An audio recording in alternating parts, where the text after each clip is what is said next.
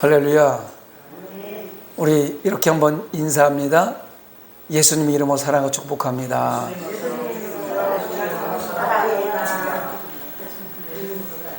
저도 여러분들을 예수님 이름으로 사랑하고 축복합니다. 그리고 오늘도 동영상으로 예배드리는 성산가족 여러분, 여러분들도 예수님 이름으로 사랑하고 축복합니다.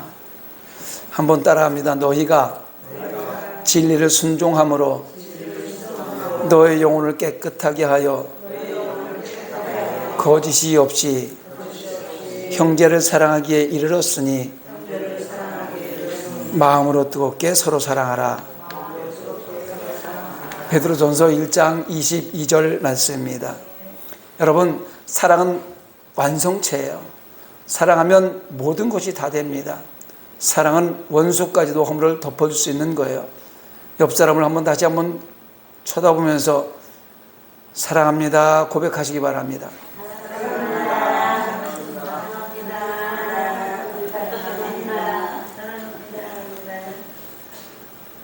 오늘 저는 여러분들과 함께 합독한 마태복음 6장 1절로 8절 말씀을 본문으로 해서 위선을 주의하라라는 제목으로 함께 은혜의 말씀을 나누려고 합니다. 지킬 박사와 하이드라는 명작을 한 번쯤 읽어보시거나 만화를 통해서 봤거나 드라마를 통해서 본 적이 있을 겁니다.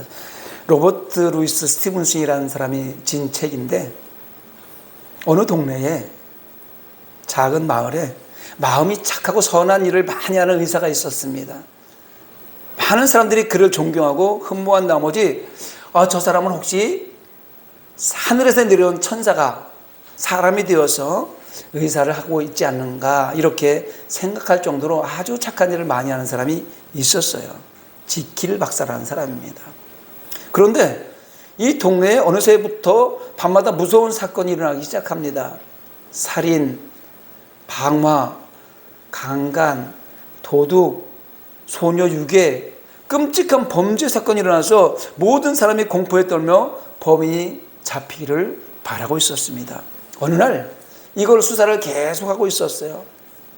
수사를 하던 그러니까 경찰이 작은 칼에 의해서 살해가 되었는데, 그 작은 칼 당장을 보니까 바로 지킬 박사의 친구인 앤더슨이라는 변호사가 지킬 박사에게 준 것임을 발견하게 되었어요. 그래서 문이 잠겨져 있는 그 집 문을 부수고 들어가서 보니까 지킬 박사의 옷을 입고 자살해 죽은 하이드라는 사람이 누워있는 것을 보았습니다. 발견했어요. 이 하이드라는 사람이 바로 천사라고 얘기했던 지킬 박사였었어요. 이 끔찍한 범인 하이드라는 사람이 바로 선량한 사람을 이름난 지킬 박사였던 겁니다. 여러분, 이 소설이 왜 명작으로 유명하냐면, 누구나 사람의 내면 속에 두 마음이 공존하고 있다는 것을 알려주는 소설이에요. 지극히 선한 성품과 지극히 악한 성품이 있는데, 이중 인격체를 잘 묘사했기 때문에 이 책이 사람들에게 인기가 많았던 명작으로 소문이 났었던 거예요. 어떤 때는 천사 같은 지킬 박사가 되고, 어떤 때는 악마와 같은 하이가 될 수 있다는 것, 이것이 바로 사람의 마음이라는 것입니다. 사람의 마음 속에는 지킬 박사도 될 수 있고 흉악한 하이도 될 수 있다는 것들을 알아야 되겠습니다. 위쪽으로 보이는 모습은 지킬 박사예요. 내면에 감춰진 본능은 잔인한 하이드라는 겁니다. 이 소설을 깊이 읽다 보면 지킬 박사가 처음부터 이렇게 된 것이 아니라 연구하다가 자기가 너무 왜소하고 약하니까 무슨 약을 하나 만들어 먹기 시작했는데, 그것은 마약 성분이 들어간 약을 먹기 시작했어요. 그래서 지금 마약 먹은 사람들이 자기 정신이 확 바뀌어가지고 다른 사람 변해서 살인도 하고 엄청난 사고를 저지르잖아요. 이런 그 마약 같은 우리 내면에 그런 마약을 안 먹어도 그런 내면에 그런 마음이 공존하고 있다는 겁니다. 그래서 사람은 누구나, 여기 서 있는 목사, 우리 장로님, 안수희 입사님, 권사님, 여기 성도들 누구나 위선자, 이중인격자가 될 수 있다는 것입니다. 그래서 사도 바울은요, 그 유명한 사도 바울도 자기의 이중인격에 대해서 이렇게 고백합니다. 로마서 7장 19절로 24절을 한번 간추려서 읽어보면, 내가 원하는 바 선은 행하지 아니하고 도리어 원하지 아니하는 바 악을 행하는도다. 내 속 사람으로는 하나님의 법을 즐거워하되 내 지체 속에 있는 한 다른 법이 내 마음에 법과 싸워서 내 지체 속에 있는 죄의 법으로 나를 사로잡는 것을 보는도다. 오라 나는 곤고한 사람이로다. 이 사망의 몸에서 누가 나를 건져내라. 이렇게 지금 사도 바울이 고백하는 거예요. 두 가지 마음이 계속해서 싸우고 있다는 선과 악이. 선을 행하려고 그러는데 내 행동은 계속 악으로 지금 나가고 있다고 곤고하다는 거예요. 모든 죄 중에 죄가 여러 가지 많죠. 그 죄 중에 예수님이 가장 미워하는 죄가 바로 이 위선죄입니다. 예수님 당시에 외식하는 서기관과 바리새인들이 엄청나게 많았어요. 그래서 그들을 가장 미워한 내용들이 성경에 곳곳에 실려 있습니다. 예수님은 강도라도 창녀라도 혹 당시 최고의 형벌인 십자가를 지고 죽어야 마땅한 죄인일지라도 하나님 앞에 솔직하고 진실하게 고백하면 용서받을 수가 있고 하나님의 사랑을 받을 수가 있다고 말씀하십니다. 그러나 자기를 감추고 위선으로 꾸미는 것은 하나님이 가장 미워하는 것이요 하나님의 긍휼과 자비를 받을 수 없다고 이야기합니다. 여러분 성경에 너무나 잘 아는 내용이 있습니다. 가늠하다가 현장에서 붙잡혀온 여인에게 돌에 맞아 죽을 수밖에 없는 위기에 예수님은 구원해 주시면서 나도 너를 정죄하지 아니하노니 가서 다시는 죄를 범하지 말라 이렇게 말씀하셨습니다. 예수님께서 십자가에 달리실 때 오른편 강도는 시험을 당하는 그 순간에 솔직하게 자기의 죄를 인정하고 회개했을 때 내가 오늘 나와 함께 낙원에 있으리라 이렇게 하시면서 예수님이 구원해 주셨습니다. 여러분 무서운 죄인이라도 무슨 죄를 지었을지라도 하나님 앞에 솔직하게 진실하게 고백하면 용서를 받을 수가 있습니다. 믿습니까? 그러나 사람들 보기에 진실하고 착해 보이는데 속에는 흉악한 마음을 가지고 있는 이중인격자는 하나님 앞에 구원을 받을 수가 없습니다. 성경이 이야기하고 있습니다. 그래서 마태복음 23장에 많은 사람들한테 예수님이 계속해서 화있을진저 7가지 화를 얘기해요. 화있을진저 외식하는 서기관들과 바리새인들이요 7번이나 화가 임할 것이라는 내용을 계속해서 반복해서 말씀하고 있습니다. 그 대표적인 말씀이 23장 27절에 나오면 화있을진저 외식하는 서기관들과 바리새인들이요 회칠한 무덤 같으니 겉으로는 아름답게 보이나 그 안에는 죽은 사람의 뼈와 모든 더러운 것이 가득하도다 이렇게 책망하는 내용이 나옵니다. 아무리 죄가 많은 사람이라도 솔직하게 죄를 자백하는 사람은 용서를 받습니다. 그러나 겉과 속이 다른 이중인격자 가짜로 회개하고 가짜로 자백하는 사람도 많아요. 위선자는 하나님이 가장 가증히 여기신다는 것입니다. 여러분 예수를 그리스도로 고백하며 살아가는 우리는 죄를 멀리하고 진실하게 살아야 합니다. 그러나 하나님 그 죄보다도 그 죄를 가리는 위선을 더욱 미워하신다는 것을 알아야 돼요. 죄는 지을 수밖에 없어요. 왜? 우리 성품이 선악과 성품을 갖고 있기 때문에 무한한 탐심을 가지고 있고 조금 덜하는 탐심을 늘 가지고 있기 때문에 죄는 어쩔 수 없이 다가올 수밖에 없고 지을 수밖에 없어요. 그런데 그 죄를 지었으면 죄를 자백해야 되는데 죄가 죄인 줄 알면서도 죄를 그냥 감춰놓고 위선으로 살아가면 그것을 미워하시고 용서하지 않는다는 말씀입니다. 오늘 본문은요 산상수훈의 중반부예요. 당시의 종교 지도자들이 외식적인 태도, 예수님이 아무리 복음을 선포해도 믿지 않고 겉으로는 거룩한 척하고 회개하는 척하고 하나님 앞에 예물도 잘 드리고 기도도 많이 하지만 그 외식적인 저도 위선적인 삶의 모습을 지적하시면서 올바른 신앙인의 자세를 말씀하시는 내용이 오늘 내용이에요. 예나 지금이나 위선을 주의하지 않으면 용서받지 못할 소망 없는 인간이 되고 만다는 것입니다. 그렇다면 어떻게 해야 위선자가 되지 않을 수 있을까? 첫째, 위선을 주의하려면 솔직하고 진실해야 합니다. 앞서 말씀드렸듯이 아무리 무서운 죄를 아무리 흉악한 죄를 지었을지라도 성도의 신분으로 지어서는 안 될 죄를 범했을지라도 하나님 앞에 솔직하고 진실하게 회개하며 나올 때 용서를 받을 수가 있습니다. 마태복음 5장 8절에 보면 마음이 청결한 자는 복이 있나니 그들이 하나님을 볼 것이며 이렇게 기록하고 있습니다. 여기서 청결이라는 단어는 헬라어로 카타로스라고 하는 카타로스. 이것은 무슨 말이면 순수한, 정결한, 위선이 없는 이런 말이에요. 하나님을 만나고 하나님을 볼 수 있으면 위선이 없어야 됩니다. 마음이 청결하지 않은 복이 있나니 그들이 하나님을 볼 것이며, 하나님을 보려면 순수한 마음을 가져 정결한 마음으로 위선이 없어야 된다, 이 말이란 말입니다.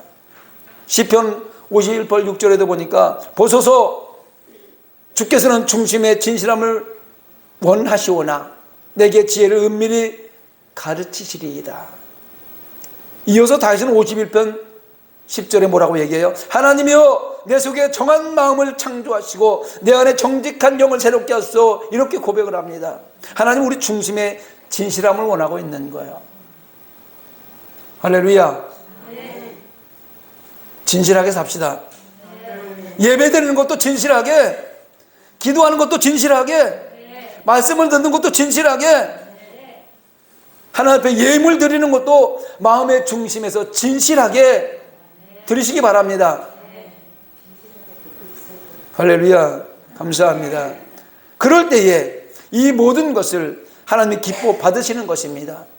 아무리 큰 죄를 지었다 할지라도 하나님 앞에 솔직하게 진실한 사람은 소망이 있어요. 구원을 받은 소망이 있습니다. 천국에 갈 소망이 있단 말입니다. 하나님 앞에 우리 솔직하고 진실하게 살아가는 저와 여러분이 되길 간절히 소망합니다. 두 번째로, 위선을 주의하려면 바른 양심을 소유해야 합니다.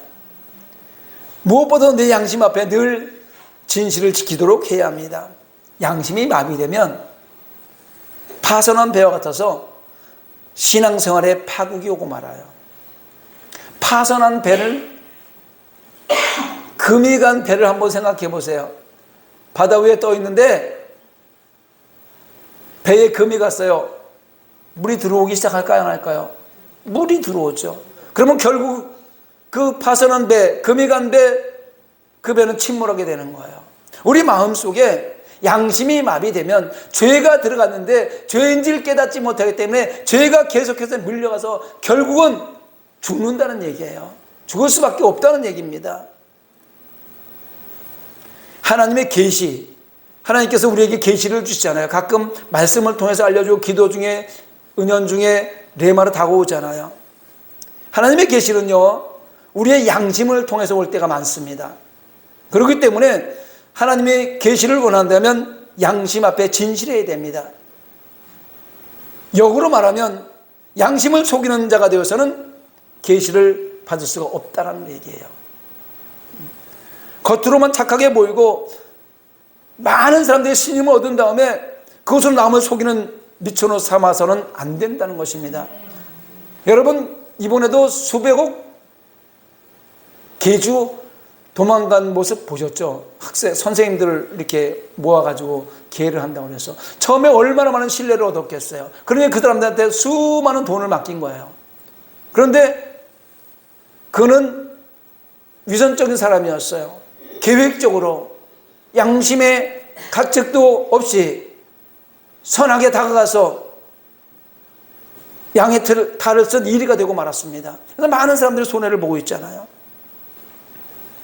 하나님의 음성은 우리가 잘못된 길을 갈 때 양심의 기관을 통해서 경고하십니다. 그것은 아니야, 갈 길이 아니야, 할 말이 아니야, 이렇게 경고하시고 우리 양심을 통해서 바른 길을 가도록 지시하시는 것입니다. 양심의 기관이 그런 일을 하는 거예요. 양심의 소리는 곧 하나님의 음성이 되기도 하는데 이 양심이 마비되면 하나님의 음성을 들을 수가 없게 되는 것입니다.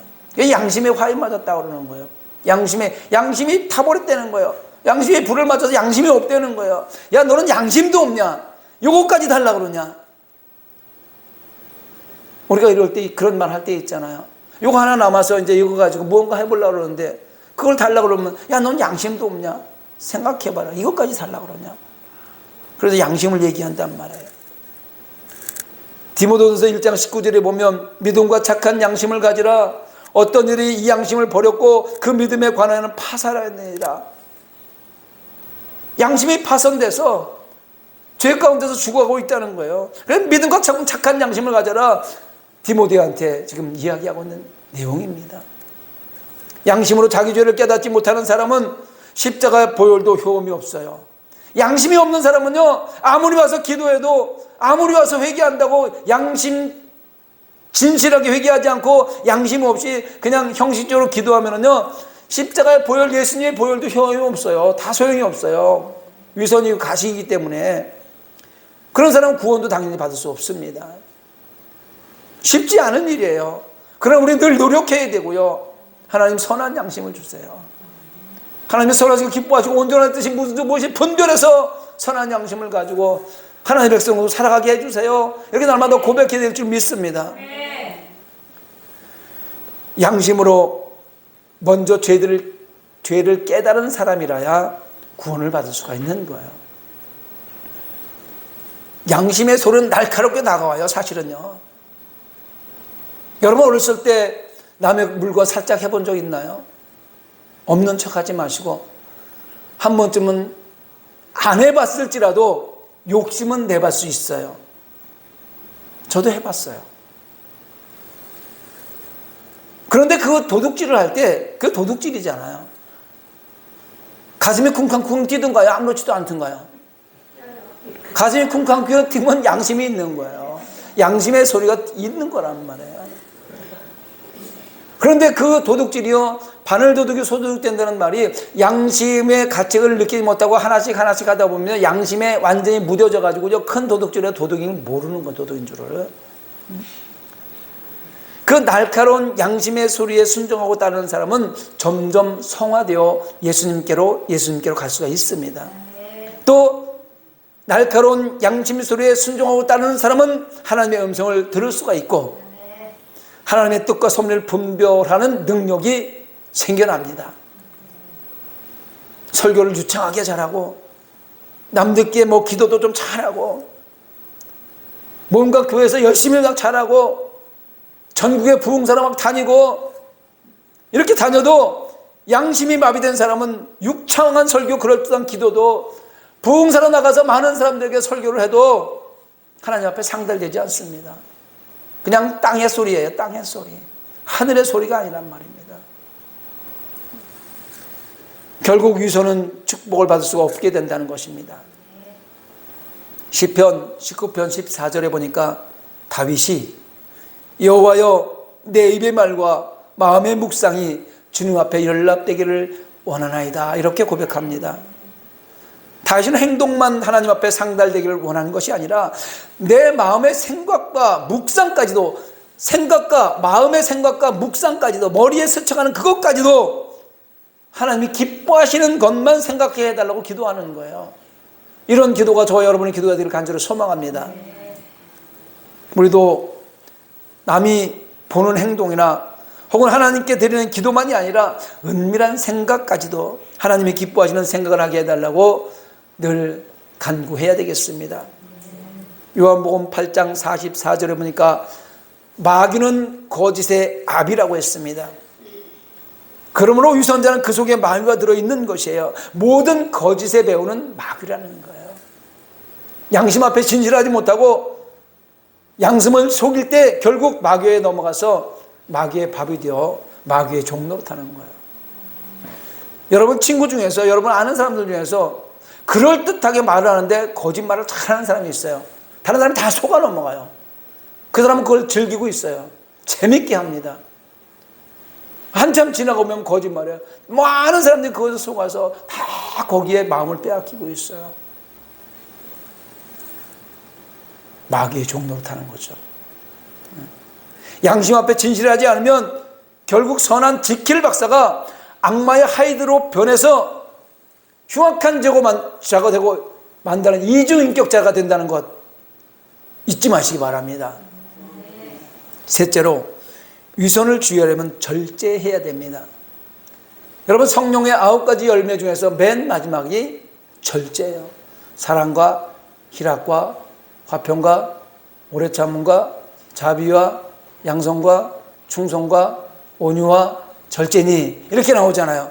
앞에 있는 것 8가지가 얼마나 좋은지 몰라요. 얼마나 좋은지 몰라요. 다 필요해요. 그런데 이 8가지를 다 해도 마지막 절제하지 못하면 오바되면 다 무용지물이라는 얘기예요. 아무 소용이 없다는 거예요. 추악한 생각이 들어오고 죄악의 충동과 어떤 본능의 욕구가 일어날 때 절제할 수 없다면 하나님 앞에 내 양심은 바로 설 수가 없다는 것입니다. 위선자가 되지 않으면 절제합시다. 사람의 본능과 충동대로 행동하면 그 추악한 것은 말로 다 할 수 없어요. 사람이 얼마나 추악한지 몰라요. 얼마나 악해지는지 몰라요. 현실 앞에서, 자기의 유익 앞에서, 눈에 보이는 것 앞에서 얼마나 악해지는지 몰라요.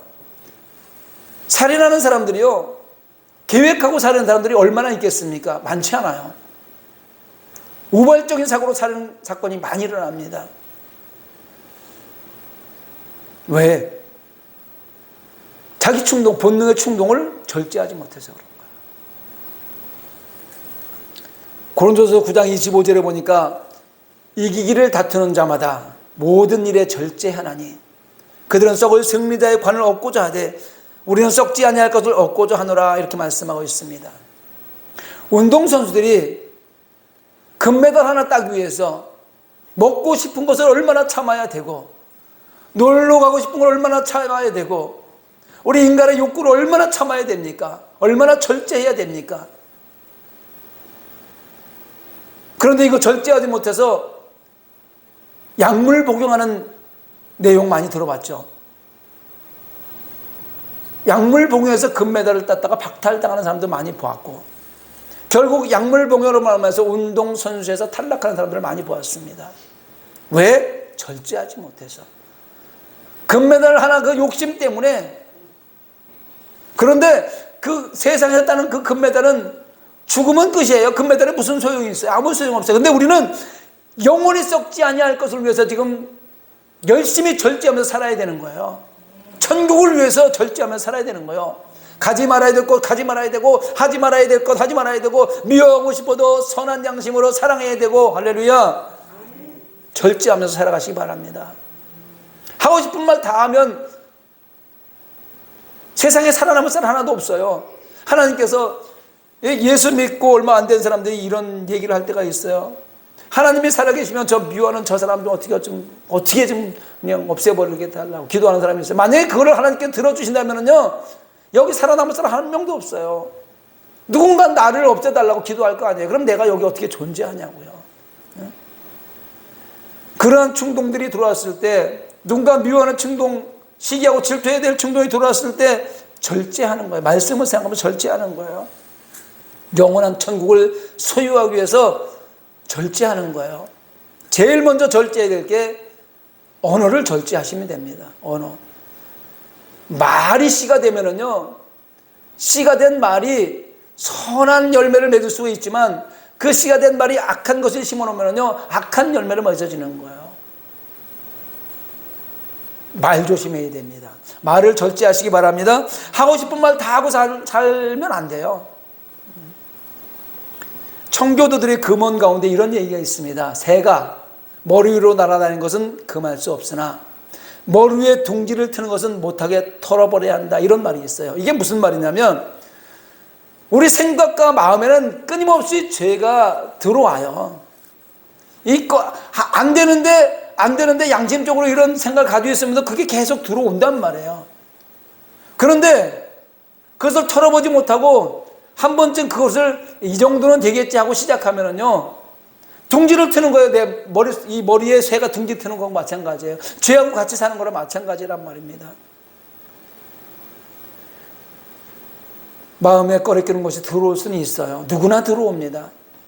그러나 그로 인해서 위선의 행위로 옮겨서는 안 된다는 거예요. 마음에 꼭 하고 싶은 게 있는데 그것이 죄란 말이에요. 근데 그거 꼭 하고 싶어요. 너무나 하고 싶어요. 절제해야 돼요.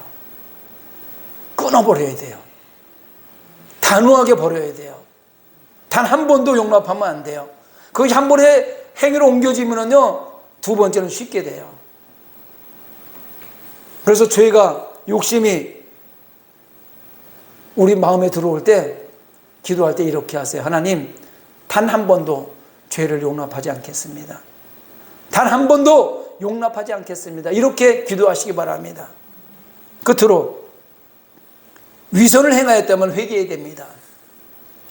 우리 인간은 위선을 행할 수밖에 없는 존재라고 제가 전제하여 말씀을 드리는 거예요. 이때 당시에, 예수님 당시에 바리새인 서기관들이 얼마나 종교 생활을 잘했습니까? 기도 열심히 했고요, 예배 열심히 다 다녔고요, 예물 열심히 다 드렸고요, 선한 일도 많이 했어요. 그런데 예수님께서 화 있을진저 서기관과 바리새인들이요, 위선자들이요, 이렇게 책망하신 것은 회개하지 않기 때문에 그래요. 그들이 이 말을 듣고, 예수님의 이 말을 듣고 회개하고 하나님 잘못했어요, 용서해 주세요라고 회개했다면 그들은 회칠한 무덤이라는 소리를 듣지 않을 수도 있었습니다. 진실하려고 하고 바른 양심을 가지려고 하고 절제하려고 했지만 순간적인 감정을 억누르지 못하고 범죄했을 때에는 그 범한 죄에 대해서 통회하는 마음이 있어야 되는 거예요. 예수님이 말씀하신 팔복 가운데 두 번째 복음이 바로 애통하는 자는 복이 있나니 그들이 위로를 받을 것이며, 이 말씀입니다. 진실한 자와 위선자의 차이점은 죄가 있고 없는 데 달려있는 것이 아니라 범한 죄에 대하여 애통하며 회개하는 마음이 있느냐 없느냐에 달려있다는 겁니다. 위선자와 진실한 자의 차이. 진실한 사람은 죄를 지었을 때 양심의 가책을 느껴서 하나님 잘못했어요, 무릎 꿇고 죄를 자백하고 회개한다는 거예요. 멸망으로 달려오고 있는 위선자는 양심의 가책이나 죄에 대해서 애통하는 마음이 없습니다. 그럴 수도 있지 뭐, 교회 다닌다고 꼭 그것만 다 지켜야 되나? 그럴 수도 있지. 다른 사람도 다 하는데 왜 나만 손해봐야 돼? 이러면서 애통하는 마음을 갖지 않을 수 있다는 말입니다. 이런 사람의 마음속에는 어떤 마음이 있냐면, 최대한도로 세상의 법에 걸리지 않으면 되지 뭐. 세상의 법에 걸리지 않으면 아무도 안 받는데 뭐, 이렇게 생각한다는 말이에요. 저는 차를 운전하면서, 이런 설교를 주면서 차를 운전하면서 30 어린이 보호구역 갈 때는 25로 가잖아요. 바로 지나가면 60으로 휙 날아가잖아요. 100km 구간 단속 할 때는 100km를 맞추고 가느라고 막 가다가 구간 단속 지나면 140km 팍 날아가죠. 그런 생각이 자꾸 떠올라요. 그래서 법을 지키려고 노력하는데 쉽지 않아요. 쉽지 않아요. 차를 너무 잘 만들어 놓은 것 같아요, 우리나라. 100km가 최고선이면 100km만 나가게 만들어야지. 왜 200km를 나가게 만드냐고. 테스트 하는 거 아닙니까? 근데 인간은요, 그렇게 해요. 어쩔 수 없어요. 그래서 목사도 날마다 회개하는 거예요. 하나님, 오늘도 내가 잘못했네요. 여기까지만 했어야 되는데 여기서 요걸 넘어갔네요.